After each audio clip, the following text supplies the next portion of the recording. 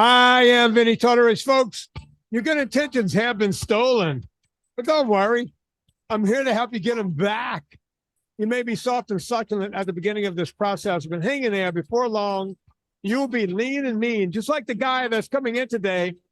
Yeah, his country wanted him. They wanted him dead or alive. But you know what? He stuck to his guns and he stayed on top. I'm talking about Gary Fettke. Yeah, this song always comes to mind when I talk about the cowboy on the other end of the world. I'm talking about Dr. Gary Fettke. How you doing, Gary? Good morning, Vinny. I realize it's afternoon for you, but we've already commented. This is my bed here. Yeah, this is you're just waking up. I'm getting ready to shut it down. Folks, if you're new to this podcast, and we have so many new listeners, Dr. Fettke was in my first movie, found a documentary. And I think it's the first movie you made. I don't want to be in the first movie that you did. Yeah, it's the first movie I made. So here's the deal. His piece in the movie was the biggest head scratcher. As a matter of fact, when people meet me nowadays, or when I talk to people on the internet or anywhere else, they'll always say to me, man, that doctor over in Australia, and oh, you mean the one in Tasmania? Yeah, that guy. Was that real? Did that really happen? It's like, I showed you guys what was happening to this guy. And that's what, and of course, we do that thing where we show the foot being chopped off, which became the pinnacle of that film. It wasn't Gary chopping a foot off. We had to get some footage of someone having a surgery, having their foot chopped off.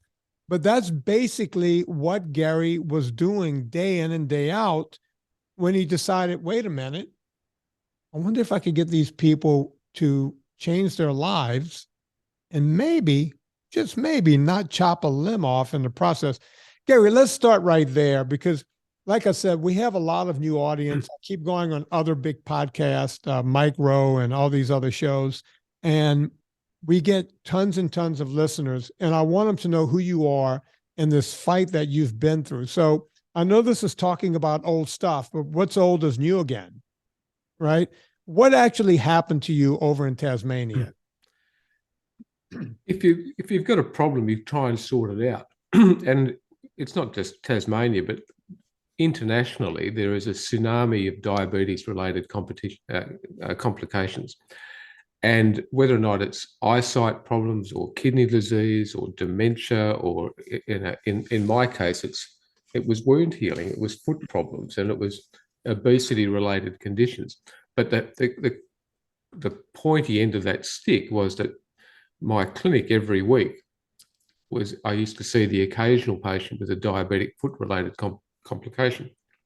And then it became tens of people every week. And it was literally having to chop off bits of people's feet and lower limbs on a weekly basis. And they'd infected joint replacements, infected wounds. Now, it almost sounds, it was a bit like a leper colony without being, nasty to lepers. It was just literally diseased flesh. So, I mean, where that was a rare thing, it's just now for not just myself, but other surgeons around the world. This is just a huge issue, huge issue for the people, huge issue for the system, and we've been completely overwhelmed. So it doesn't matter how many drugs you throw at these people. The thing is, let's get to the root cause. So my work over the last 12, 15 years has been, let's find the root cause of this obesity, for the diabetes. And the long and the short of it, if you have, I came up with that nutritional model of modern disease. It was a model, it was a hypothesis. It's right, but nonetheless, it's the hypothesis, which is if you eat too much sugar, you eat too much refined carbohydrate, you mix it up with polyunsaturated seed oils, you create inflammation, you create, as it turns out, an insulin-resistant state, you create diabetes. And, you went on the same path, no sugar, no grain. Right. I'll say no sugar, no grain, no seed oils. It's literally, we're on the same page. So I started talking about that to my patients, started talking about it at the hospital. I could see that those people who dropped their sugar, dropped their grain, dropped their seed oils, went on a low carbohydrate diet, improved their diabetes and improved their foot ulcers, and literally. So I once you see it, you can't unsee it. So I started talking about it in my hospital. got on this thing called social media. Within 24 hours, I was targeted from someone who had ties with Coca-Cola. Within a year, I was targeted by the cereal industry. I got reported to our National Medical Board on 3 occasions, each time by people who were affiliated with the food industry, mostly the cereal industry, and ended up being charged, essentially with being reckless and dangerous because I was advising my patients, and the wider community to not eat sugar. And literally, it's the one question. And it's hard to believe now when people say, oh, I was going to lose my license, my registration, and lose the ability to practice because I was saying to people, stop eating sugar if you've got type 2 diabetes. That's what it was. The crunch point for me was, I had a guy in his 40s and needed to have his legs amputated. I ended up, taking one off for him, but he was in a hospital. I'm trying to control his blood sugars, trying to control his wounds, and he was being given ice cream 3 times a day by the hospital. In a hospital, the hospital food. And I said, this is crazy. Would you stop doing it? They said, oh, that's the protocol. It's the national guideline. And the national guidelines in Australia still, if you've got diabetes, still allow you to have up to three ice creams a day. I've spoken to the hospital food industry, and they say, no, we're not doing it. So actually, here's your guidelines. And you read into it: chocolate chip cookies, fruit juices, and up to ice cream 3 times a day. It's there. So how can you control Gary, people? Hey, this is the part, and I've heard you talk about this before. I mean, it is now, we're close to June. It's going to be June by the time this podcast comes out. I know for a fact I haven't had 3 ice creams this year. I'm going to go further and say I haven't had ice cream this year because I know it's not healthy for me. I would love to have ice cream, maybe not every day, but certainly not 3 times a day. But and not served by the bastion of best practice, which is the hospital. A hospital, which is crazy talk. Folks, listen to what this guy is saying. This is not, it sounds like bizarro world. People are in there getting limbs chopped off, and they're handing them ice cream and chocolate chip cookies. And this is all part of the standard of care. Can we standard of care? I mean, I had a Facebook page called Bad Hospital Food, whatever, and people just post their pictures on it. It's just phenomenal. And you'd think they'd get it. I was criticized because I said, I don't want my patients to have all of this. I want them to have some protein. The hospital, I got reported because I wanted my patients to be given 1 egg per day and some cheese and a full-fat yogurt rather than sugar-filled yogurt and breakfast cereal, which is just high sugar, high carb. The amount of trouble I got into, it was unbelievable. But the system, as it turns out, we in fact uncovered, or Belinda, my wife, uncovered documents from the cereal industry here in Australia, the internal minutes. So we're talking about, and this has been presented to Senate inquiries and it's now part of public record, that here in Australia, the Australian Breakfast Cereal Manufacturing Forum was meeting every 3 months. That included the CEOs of Kellogg's, Sanitarium, Nestle, Freedom Foods, Food and Grocery Council here in Australia. And the minutes said, profits, cereal sales are down because of the concepts of low carb, keto, paleo. And these 7 people are to be targeted. And I was the only doctor on that list. So here we've got the big corporates. This is actual fair dinkum, documents, whatever. The big industry saying cereal sales are down in Australia and New Zealand. And it's the same in the US and the UK. And we need to target these people. I mean, it's, thank goodness it's not, some other country where I might have been knocked off. We still live in a semi-civilized world, but this is ridiculous. We've pissed off the billion-dollar boys and girls. But nonetheless, look, I mean, there was. You might have to help me with this name. but there was a news reporter in Australia. Her name was Marianne something or rather. Marianne Damasi. Damasi, who was a big time reporter, moving up the ranks and everything. Was she on that list? I mean, because she lost her job. Marianne was on that, and literally, but it also, that document named the people who they were going to work with, the journalists and the people they were going to target, not target, but the people they're going to work with to do the targeting of us. So Wow. Marianne is and she's an unbelievably good journalist, but an entire national television program was taken off air because of her targeting. Yeah. And all we're doing is coming back to the science and the biochemistry. I always say what happens with nutrition is nutrition science is, I call it non-science, which is spelt very similarly to nonsense. And what happens inside the cell is biochemistry. What happens inside the body is science, it's biochemistry. What happens outside the cell, outside the body, is politics, money, religion, ideology, opinion. It's got nothing to do with science. But you've got to understand the system, hospitals, healthcare, doctors, the whole health system doesn't like to admit it got it wrong.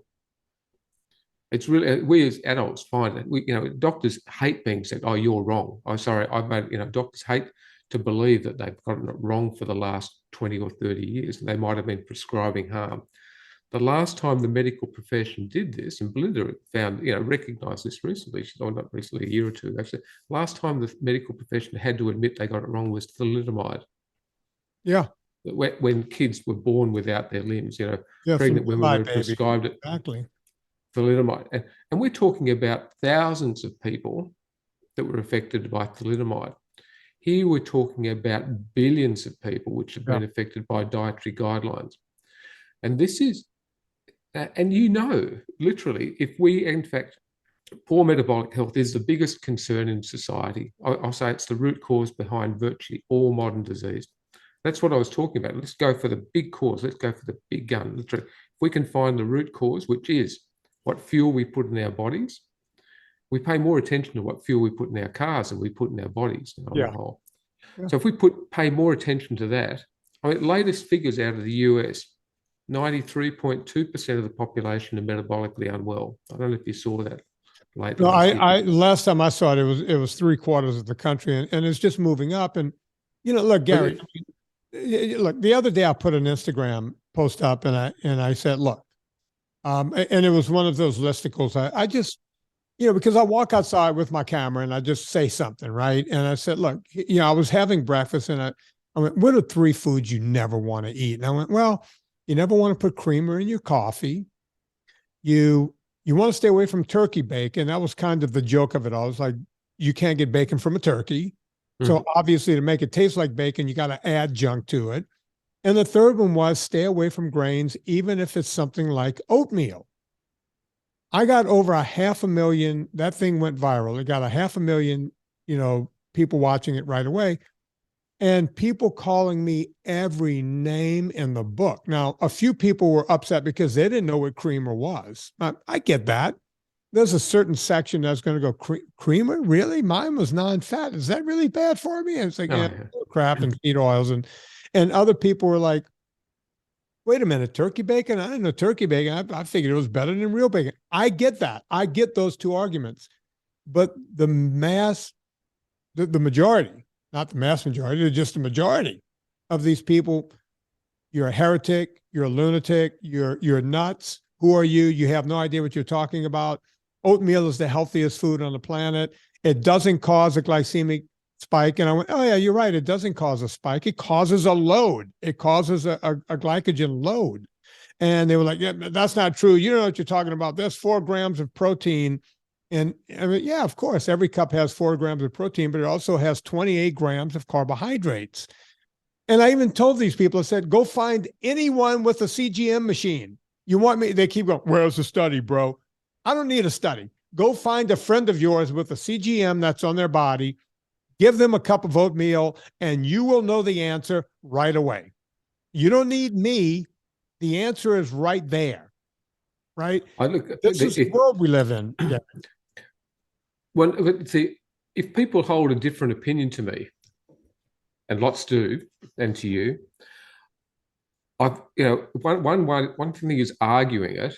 The other thing is to actually work out how they got that opinion.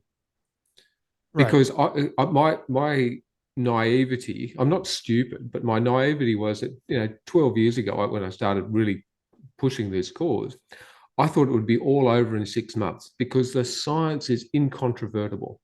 Right. Sugar in excess, carbohydrate in excess will, push your blood glucose up. It pushes up your insulin secretion. You will end up inflamed. I did a talk, I don't know, 18 months ago, whatever, carbohydrate, the dose is the poison. It's one of those ones done in the midst of COVID, and we're not, I'm as animated as a brick wall because I hate just talking into a camera without having a conversation. But nonetheless, that's been said 500,000 times or so. But again, the thing about it is, I came up with what is the toxic dose of carbohydrate. I'm in this space, you're in that space. We talk about what is the dangerous level. So I took an academic argument purely down to the biochemistry, the science, what happens in a cell, what happens in a blood vessel wall, and came up with a figure of 4 grams. 4 grams, 1 teaspoon of carbohydrate, of glucose, starts having a negative effect on the body. And I presented that to doctors, I've presented to different meetings that talk in various forms. I'm waiting for someone to tell me I'm wrong. Right. Literally 4 grams starts having a negative effect on it. It's called carbohydrate, the dose is the poison. I did it as an academic argument. I did it to actually get challenged. And the world hasn't come at me. And we're in this space. I'm going, someone tell me I'm wrong. And so therefore, that's the argument.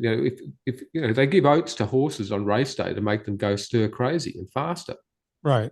Because it winds them up, not because it actually is just good energy. It actually turns them crazy and makes them run faster. Yeah.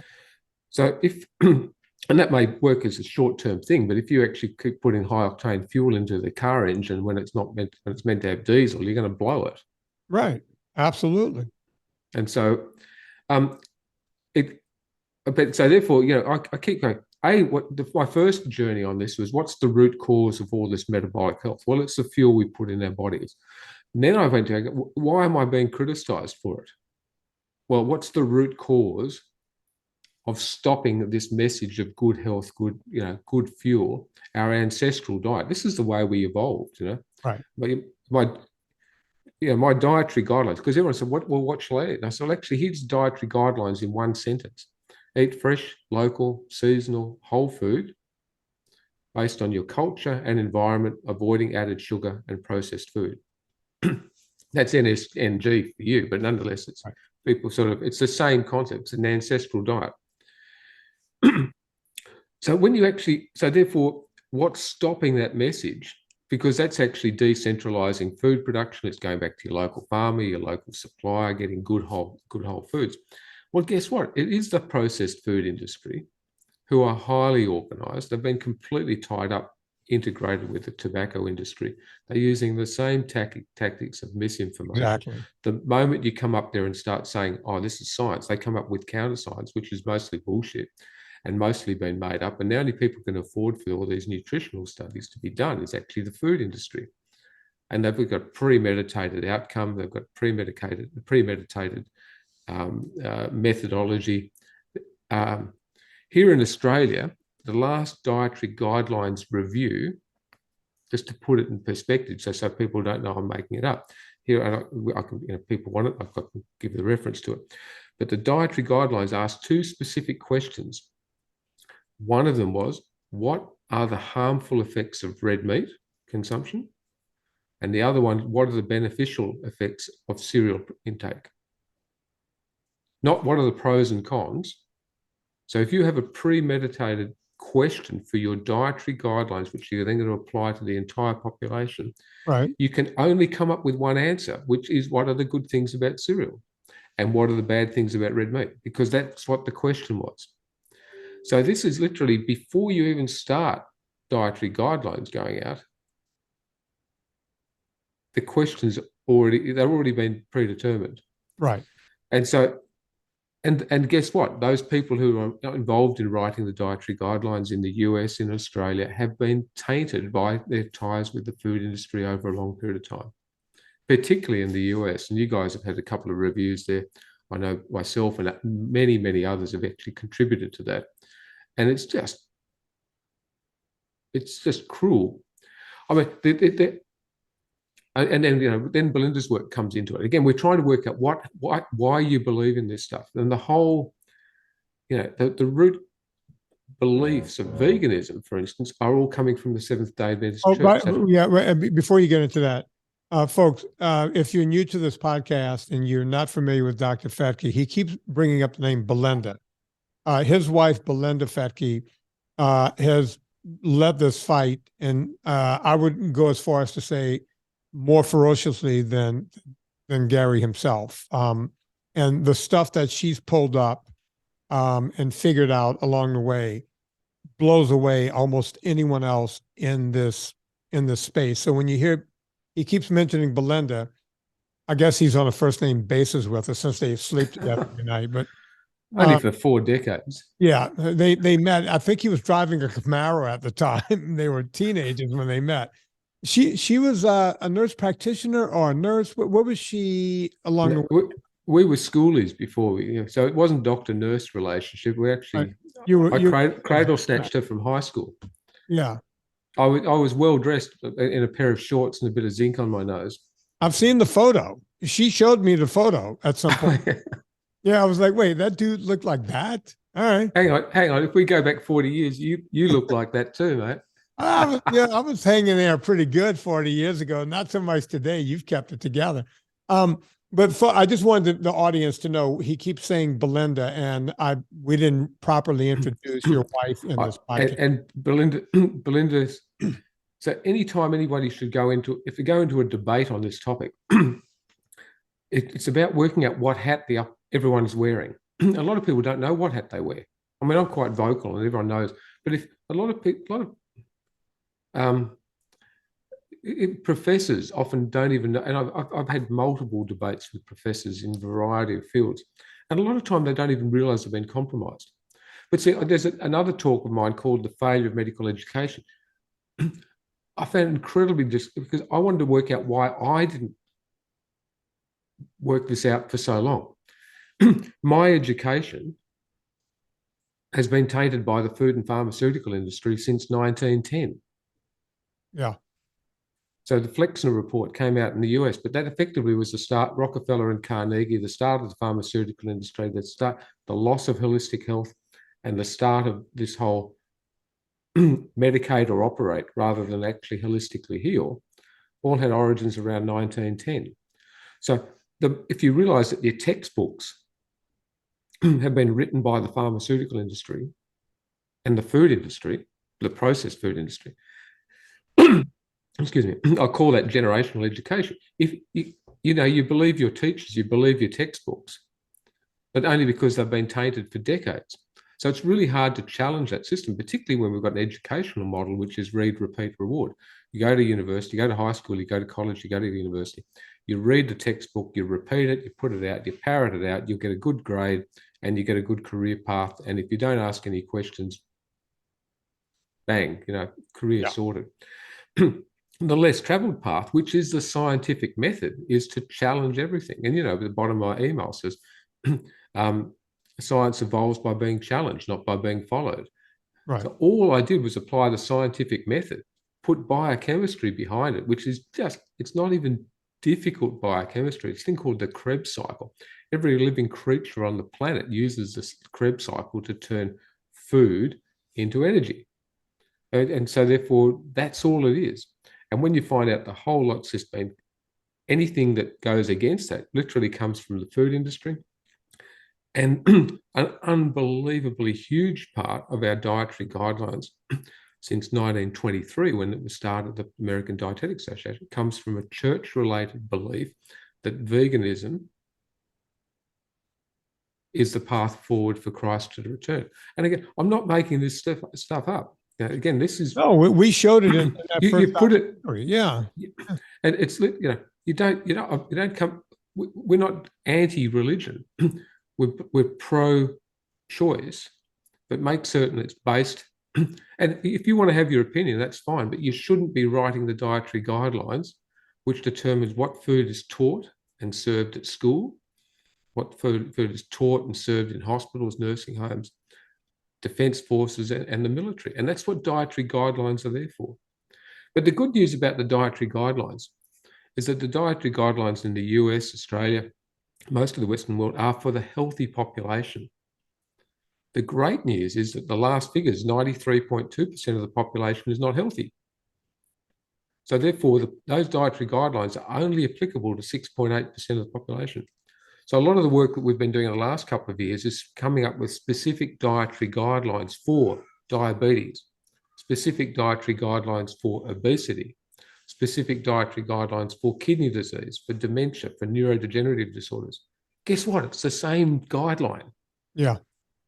It is, this unprocessed, low carb, harder core form, keto, no sugar, no grain.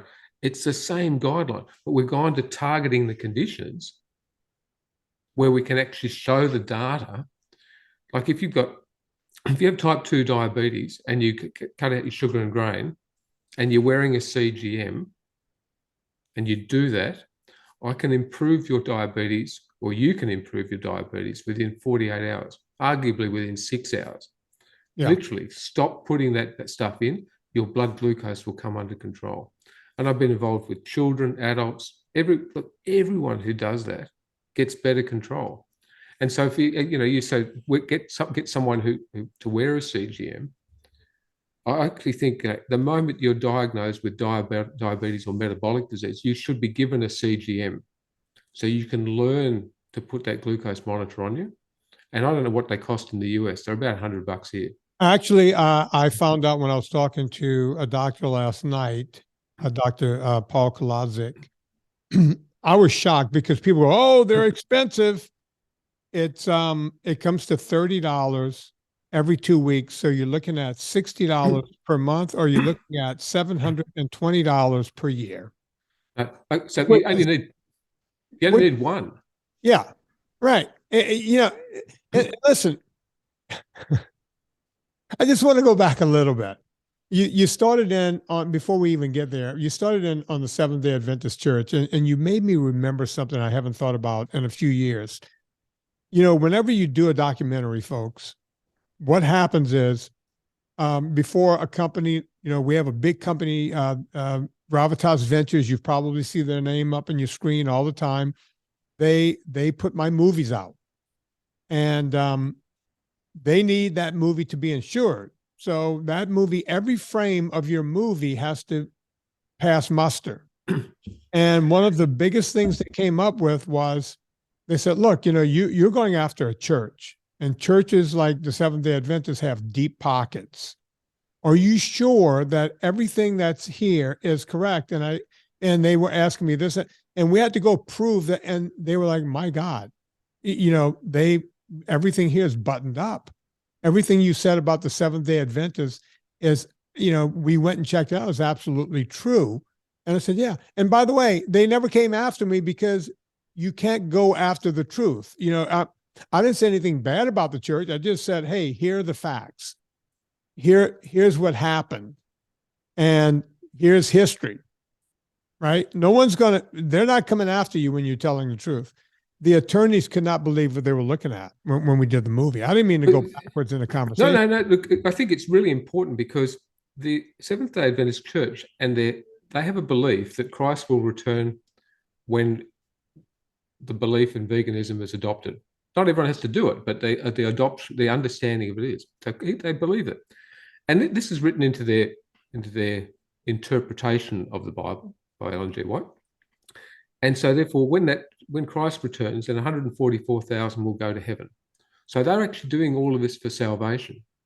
And because it's not about money for them, they do happen to own little companies like Sanitarium here in Australia. Mm-hmm. The Kellogg's brothers would, develop. In fact, virtually all of the cereal companies in the world were developed around Battle Creek, Michigan, towards the end of the 1900s to 1905. At the end of the 1800s, 1896 to 1910. And so they were virtually all started by church members. The important thing about it is they're very proud of what they're doing. They openly admit it. It's hit, or I call it, where's the best spot to hide something? In plain sight. Yeah.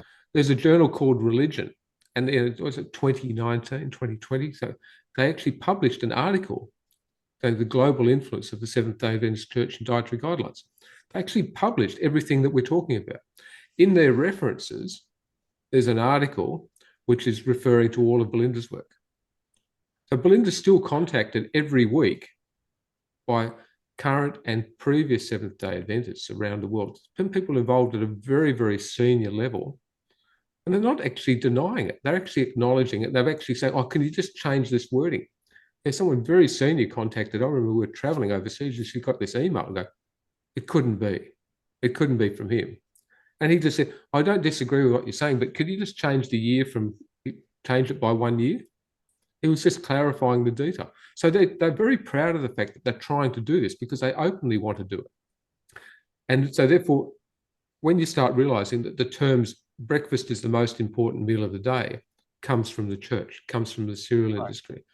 When you realize that meat causes cancer comes from the religious beliefs in the late 1800s. And meat, it all started with meat causes masturbation. I think we've talked about that in the past. Yeah. And it's because that's the vilest sin which will stop Christ from you getting salvation. And so that the whole meat causes cancer, meat causes masturbation, meat causes violence, moved down the path of meat causes heart disease, and now meat causes global warming. Yeah. This is the same. If you go down the pathways, down the rabbit holes, you find it all stems from that one group. And it's then pushed along by different others with different agendas and different industries.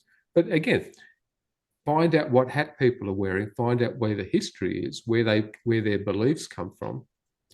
Because if the belief isn't founded in what happens inside of a cell, then it's become opinion, it's become tainted. Yeah. Yeah, look, I mean, we're seeing it here in New York. I started yelling a few years ago when they started doing meatless Mondays. That's a great alliteration, meat and Monday, meatless Monday. Now they're trying to tax meat and they're trying to make it illegal to eat meat. And they're trying the stuff that the mayors and the governors of that state is like, why don't you guys get to real fucking problems like the homeless situation and get off of the meat situation? But they won't. It's like, wow, you guys are really fighting the wrong fight. I'll never forget. I can't remember if it was Robert Lustig I had on the show, one of them, and he's on our side of the ledger. And I said, well, what do you think about Michael Greger saying that even eating one egg a week will cause diabetes? And he goes, well, I can't believe he said that. And I said, well, let me play something for you where he's saying that. And he was just flabbergasted. He goes, wait a minute. It made no sense. Can you imagine that, someone like, and by the way, folks, if you don't know who Michael Greger is, he's a guy that he's just a big vegan zealot. The guy looks horrible. I feel bad about saying that. I don't mean to go into ad hominem about someone, but he doesn't look healthy. He writes books called How Not to Die, and he looks like he's a crypt keeper. But he will tell you that eating one egg per week can and will cause type 2 diabetes. What say you, Doc? I have dissected a lot of his work, not recently because I got over it.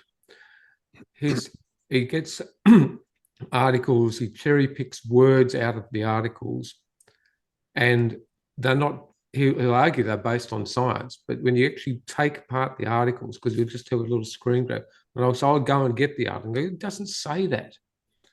He's just literally cherry picked some words out of that and made stuff up.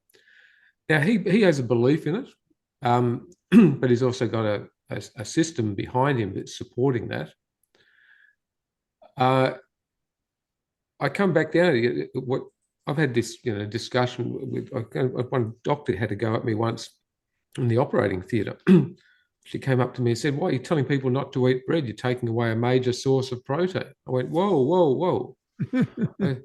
Whoa. So I said, and I usually use the egg argument. I said, like 2 slices of bread. Okay, the amount of protein in it is in 1/6 of an egg. Right? Yeah. 1/6 of an egg. And an egg only has around 6 or 7 grams of protein in it. It's generally 6. Go on. Yeah, depending on the size of it. Actually, that's you missed out on a conversation that Belinda and I were having over what's the weight of an egg the other day. But anyway, but the husband was right, but he's got to admit, maybe you know the game, don't you? Oh yeah. You have half of your money and all of your vagina, so you gotta pay attention. Yeah. So the eggs are superfoods.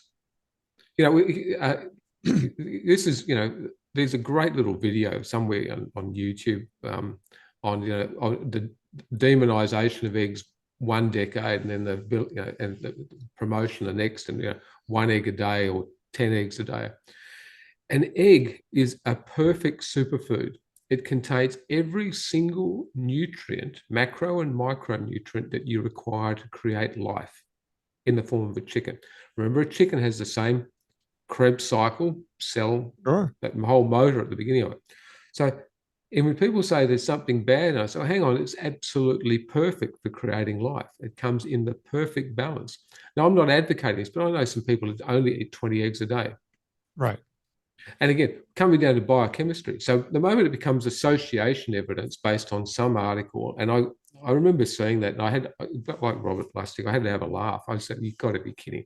You're going to come down, we'd say that 1 egg a week with all the other variables that are happening in society, and you start combining that, it just doesn't, it's complete non-science.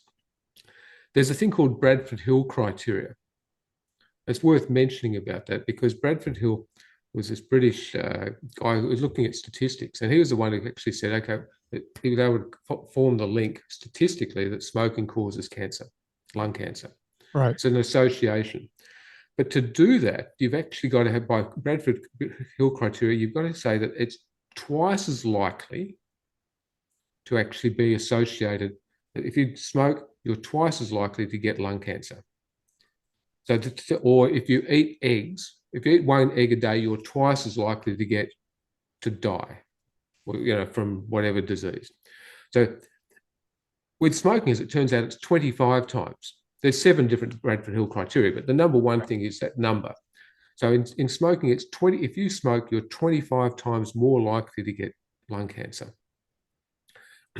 All of the nutritional stuff comes at 1.07, 1.0, 1.1. Yeah, it's so far below it. It's just academic. It's just an academic number. It's almost 0. But I put this talk together for with the meat causes bowel cancer. Well, meat's actually protective for other cancers, maybe prostate cancer. But but they're talking, the worst thing that says meat causes cancer, World Health Organization says meat causes bowel cancer. Well, I've actually read the 1,000-page document. It didn't actually say that at all. Here's a great statistic. So let's say it's 1.1%, 1.1 times more likely to get bowel cancer. If you are male, you're 1.28 times more likely to get bowel cancer than female. If you're in Asia, you're not likely to get bowel cancer at all. If you smoke, you're 1.5 times more likely to get bowel cancer. Mm. So but we don't hear about the fact, you want to avoid bowel cancer, stop being male. Yeah. Or stop going to Asia. But I actually think, if you really want to avoid bowel cancer, then you should literally stop smoking, have a sex change, and move to Asia. Yeah. If we're going to use the same statistics which food is being judged on, then it's complete nonsense. And so this, there's a great. You're in New York. I should really warn you. I found a great statistic that said that the consumption of peanut butter in New York is directly linearly related to the murder rate. How do they come up with that? Now, what I'm saying is, it's just a nonsense. It's association. I see. It's just association. So you can't. It's association. So you can find statistics to work whichever way you want. And if you have a vested interest or a vested agenda, then you'll find a statistic to show that. What I'm sort of saying, what you're saying, is if you've got a metabolic health problem, stick a CGM on your arm for $30, which is infinitely cheaper than your next doctor's appointment or a lifetime of medication, and you will get individualized healthcare for $30 on your arm, which will change your life forever. And that's the data. That's the N equals 1. Well, you know, here in America, it's hard to get a CGM because doctors won't prescribe for it. So I'm always going, well, why won't they? Do they not want? I said, well, if you're diabetic, you can get one. It's like everyone should have one. Everyone should be able to get one right now because, as I always say, it's like having an RPM gauge on your body.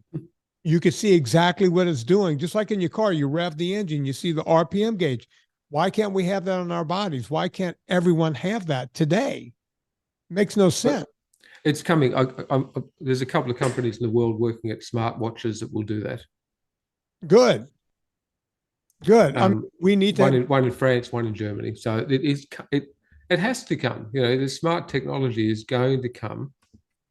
I know in a couple of the low carb groups there's an argument to not, because CGMs are not perfect and there are some errors in them. Okay, so the purists will say, oh, we shouldn't give it to everyone.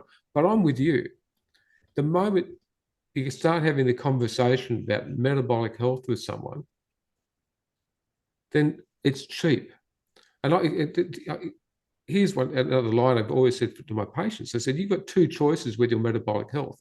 You can spend more time addressing it right now by getting hold of fresh food. And it is time, and you know, it's a bit harder in time and effort to actually eat properly rather than just spend your money. And you've got a choice of spending that time in your kitchen, making the food with your family and communicating, or spending that time in my waiting room and every other doctor's waiting room becoming medical tourists, you know, in the future. Absolutely. It's a really simple equation. And a CGM gives that people one-to-one relationship. But you know, you don't need to do that because most people actually, once they start eating well, actually know they feel better. Yeah. You really don't need it after a minute. Hang on just a second. I got to do a quick ad and we're going to come right back. Folks, Villa Capelli olive oil, you don't need a CGM machine if you're using olive oil because it will not spike you in any way, shape, or form. I've always said olives is the only fruit juice in the world you can have and not get any kind of spike because what comes out of an olive? Oil. Why should you not get the stuff in the United States? Because we can cut it up to 40% and still call it 100% pure, unadulterated virgin olive oil. Not all olive oil is equal. There are other good olive oils out there, but the only one that advertises on this show is Villa Capelli. So go get Villa Capelli. You can go to villacapelli.com right now. Let them know we sent you. Put in promo code Vinnie, VINNIE. You will get 10% off your order. If you spend more than $125 after the discount, you can get free shipping, which is a big deal. So if you get like a 3-liter 10, you get a few other things from Villa Capelli. You're over $145. You get the discount. You're still above $125. Free shipping, 10% off. It's a win-win combination. Villa Capelli olive oil, the longest running sponsor of this show. Let them know we sent you. We're talking to Dr. Gary Fettke. Gary, I want to change gears just a little bit because I know we only have a few minutes. I know you're very busy over there. But at the end of the day, they tried to take your medical license away. They did suspend you for a while, but then at some point they just decided, oh hell, let's give it back to them. Can you take us through that? Because your story, I always look at you and my friend Tim Noakes. You guys are in the same boat. You guys were just giving out really good, solid medical advice, and all of a sudden the world's coming after you. Can you explain that to the audience before we get out of here? Well, Tim and I are good mates. Here's a little Annika Dahlqvist, who came under similar scrutiny in Sweden. The dietitian who reported her, and the dietitian that was involved in Tim's case, and the dietitian that was involved in my case. Belinda's got a photo of the three of them having a little hug get together at a meeting. Nice. It's interesting, isn't it? Same tactics, different countries. Yeah. So and literally, and same dietitians associations that are funded by the processed food industry, particularly the cereal industry. We're not paranoid about this. This is actually just what happens. Yeah, it's not a conspiracy. This actually happened, and we know this to be fact. This is not someone going, well, we think this kind of no, this happened. Go on. And here's the documents. Here's it's not a conspiracy, it's a fact. Anyway, so we've Tim's case was very much an open court case. Mine was a kangaroo closed court. I mean, I was just like firing. I'd look at the thesis of information to the system, and it was just I thought it was a joke when I first got reported. But as it turned out, it got more and more serious, and ultimately, I was not allowed to actually give nutritional advice specifically, and I was not allowed to give it even if it turned out to be best practice, which is what we've now got. Low carb as part of the national diabetes strategy here in Australia. Good. So there's been a truckload of work to get to that point. So ultimately, I was not allowed to give that advice, even if it was shown to be best practice. Social media was my undoing, but it was also my savior. And so I always have the ability to thank everyone who was involved, including yourself with the movie and everything, because the raised awareness and then public outcry about my situation, Tim's situation, Annika's, was that the system finally actually had to respond to it. And so after nearly 5 years of charging backwards and forwards and all this information, it went to an independent review body who had a look at it and threw it out in a couple of weeks. And I was received an apology. Never seemed to get my $840,000 back, which cost me or cost us. Believable. But and so people say, oh, it's costly to defend your name. Yeah. And to defend the concept. But the important thing going forward is healthcare professionals, not just doctors, but healthcare professionals that want to give that advice can, because it's based on science. It's not, and I've supported others here and internationally who have been caught up in the same thing. And each time we give, this is the way it goes. Let them know that the system doesn't want to go the path of Tim Noakes and Gary Fettke. Here it is. It's been defended in court. It's been defended at medical boards. You're safe to go down this path. So literally the clearing of our cases has literally opened the gates to say everyone else can get up and start speaking about it. It can't be, totally ridiculous, but we're talking about basic biochemistry, basic fueling of the body, basic good health outcomes. And we'll keep calling out the vested interests, whether or not they're ideological, political, or monetary, because that's the ones who have actually been shaping our guidelines, shaping the fact that we're actually getting fatter and sicker as a society. And challenge us, debate it if you want, because you're going to lose the argument, because I'll know what hat you're wearing if you've actually come to me with a belief. Yeah. I had an issue with one of the deans of medicine here at one of the universities here in Australia. I won't go into more detail than that. And I said, are you stopping this concept from going forward because of the $250,000 that you were paid for consultancy fees by 2 pharmaceutical companies? I've got a big issue when the deans of medicine are getting paid massive amounts of money. That's scary. And they're gatekeepers of our future education of doctors.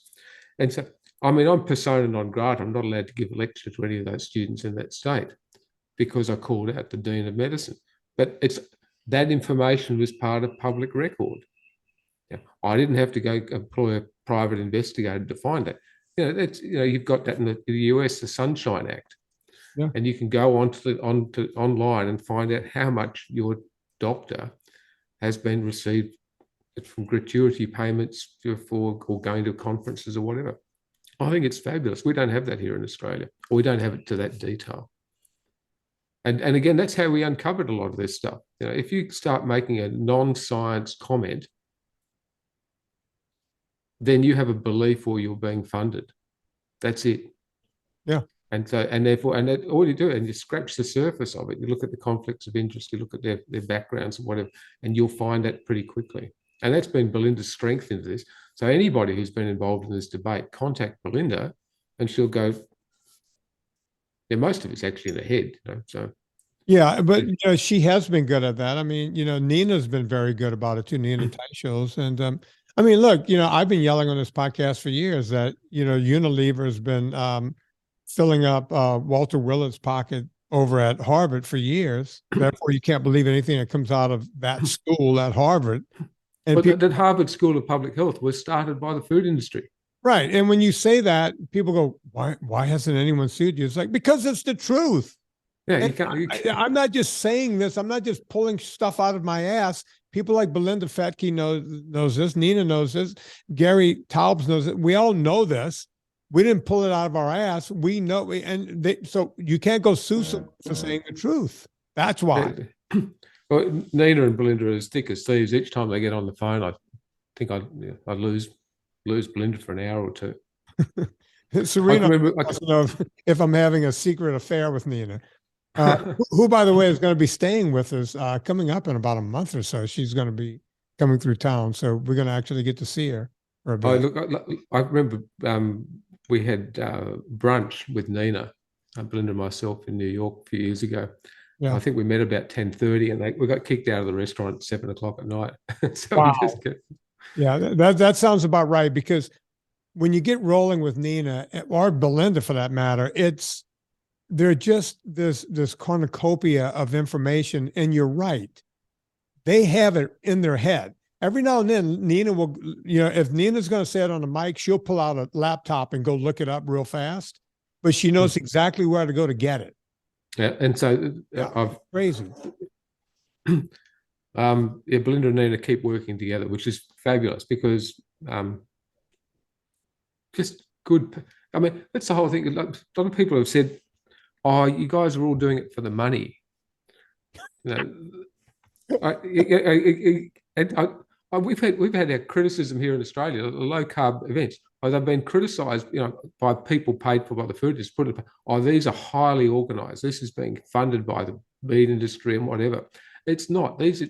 We're people who actually believe that we can make a difference for our patients, for their community, and this has been run. Everything's run on the smell of an oily rag, and we're up against billion-dollar industries which are putting billions of dollars into lobbying, into changing guidelines, because it's worth billions to them. And we just. I often describe it myself, with Belinda and myself, we're just mosquitoes in a room. We're just tiny. Yeah. But it's really hard to go to sleep with a mosquito in the room. A truer statement has never been said, but I'm so glad that, I get that too. People, he's bought and paid for by big meat. First off, big meat. The meat industry can't get their shit together. There's a farmer here, a farmer there. You might have, big meat. Please send me a check. Finally, I mean, best I could tell, Dr. Fettke is almost $1 million in the hole, and I barely hang on over here. And everybody goes, "Oh yeah, they're bought and paid for." Please, big meat, send a check to my house. Please. I have given 2 lectures to the meat industry, and most of it was about how you guys are just totally hopeless at actually, and literally. Like, there are 13 different organisations here in Australia which represent the meat industry at the corporate level. Yeah. Let alone the tens of thousands of farmers who are out there paying their dues. Here's one. The National Farmers Federation here in Australia will be the same in the US. Half of them are producing animal-based product, and the other half are producing plant-based product. Yeah. And at a national farmers level, they cannot support more or less one form or the other, when those 2 industries at a propaganda level in this society are at critical war level. It's like, it's US, Russia, literally plant-based versus animal-based product. So the National Farmers Federations, because they get funding from both sides, aren't getting involved in it. So it's really interesting. So therefore, it comes down to the corporate producers, the food manufacturers, which are putting out the propaganda. The animal-based food industry doesn't actually have a lot of processing done, whereas the plant-based food industry is highly processed, highly organised, long shelf life, very profitability, lots of propaganda, whereas the meat section at the refrigerator just has a label on it saying meat. Yeah. And so we've got the proof here in Australia. The 4 big players, including the head of the Food and Grocery Council, sit down, or they've disbanded in the last couple of years, but they were sitting down having lunch together every 3 months at a golf club in Sydney. the 5 people that need to make the decisions for Australia and New Zealand were sitting down together every 3 months. The 30,000, 50,000, 100,000 farmers, they're not getting together. They are literally like herding cats. Yeah. Yeah. And they can't get together. They're busy working. As a matter of fact, we talked about, I don't know if you saw my third documentary called Beyond Impossible, where I go after Beyond Burger and Impossible Meat. And, we talk about this and how companies like Tyson and Cargill, they're actually hedging their bets, putting money into some of these vegan foods now because, they don't want to be caught behind. They're going to keep producing chicken and beef and everything else, but they don't want to be caught out. So they're dropping $1 billion here, $1 billion there in these other industries. It's just crazy. We've had a little win here in Australia. There was a food labelling Senate inquiry, which I presented at. And I pointed out, it'll be similar in the US. Here in Australia, in Tasmania, we have a 40% illiteracy rate. So people can't functionally read a label on stuff. And it's surprising how bad everyone's literacy is, not everyone, 40%. So therefore, it becomes very much image-based marketing. So therefore, if you have an image of a cow or a chicken or a pig on the front of a fake meat burger or a fake meat packaging, if people can't read the fact that it says in the fine print, this is plant-based or whatever, then that actually said, they will go pick it up as chicken, or they'll pick it up as beef, the beef sausage. So we've actually presented that, and I pointed this out, and long and short of it is we've actually got a law that's been passed into law now, is that the food industry can't put a picture of an animal on a non-animal food product. Good. It's about time, and we need to do that here. So we had a couple of senators pushing that, and I presented it. So we're just little guys, we're little mosquitoes, but occasionally you can get wins like that.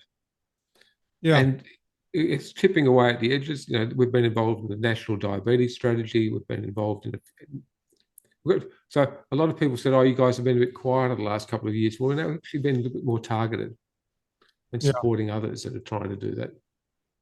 That's what I love to hear. Gary, I could go another hour with you. I promised you 45 minutes, and somehow we've gone to an hour.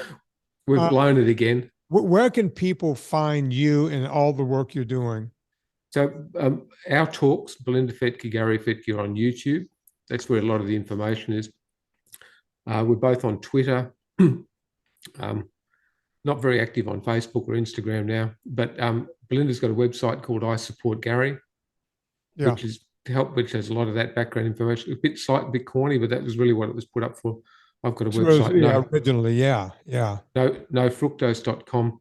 Belinda's got another website coming later this year called belindafetke.com, which is purely where Nina will be. Well, Nina suggested that we put that in a different repository, a lot of that information. The most important thing is these concepts that we're talking about, low carb, keto. I say we've already won here in Australia. I'm giving a talk on the weekend, but because here in Australia, the beer capital, one of the beer capitals of the world, you can go out, there are multiple types of low carb beer available. I'm not saying go out and drink alcohol, because that's got another side of it. But the fact is that the concepts that we're talking about are now becoming mainstream. Good. That's what I like to hear. Gary, stay on for just a couple of minutes because I want to say goodbye to you off the air. Folks, if you like what's going on here, you know what to do. We all go shopping on Amazon. Before you go to Amazon, please go to my website, VinnieTortorich.com. Click through the banner, use it every time. While you're at VinnieTortorich.com, we also have the Superfan page and the NSNG ebook and everything else there that people like. So you can go check all that out. Go check out Dr. Gary Fettke on YouTube and Belinda Fettle on YouTube and Twitter. They're there. Anything else we have to tell you guys? That's about it. On behalf of Dr. Gary Fettke, my name is Vinnie Tortorich. Put life into living and do it with enthusiasm.